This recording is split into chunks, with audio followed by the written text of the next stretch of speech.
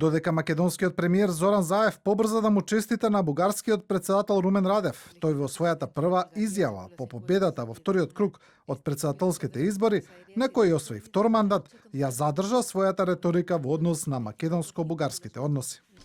Новата влада на Бугарија не треба да отстапи од националните позиции, особено кога залогот е бугарскиот идентитет и историја и правата на нашите сонародници зад граница. Сепак поранешен заменик министар за надворешни работи на Бугарија вели дека притисокот од Соединетите Американски држави врз Бугарија поради ветото кон Македонија ќе се зголеми. Бугарија се однесува како лута девојка, но всушност Бугарија е членка на ЕУ и не треба да дава објаснување на кандидат за членство во ЕУ.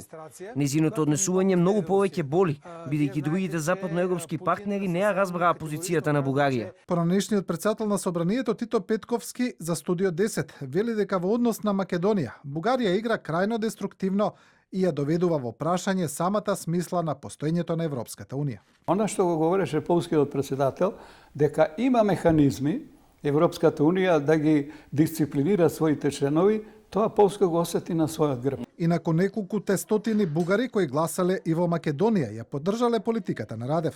Во вториот круг од бугарските председателски избори, вчера во земјава гласале 323 бугарски државјани според Бугарската централна изборна комисија. Од тие гласови, 205 освои досегашниот председател Радев, а неговиот против кандидат Атанас Герџиков освои 123 гласа.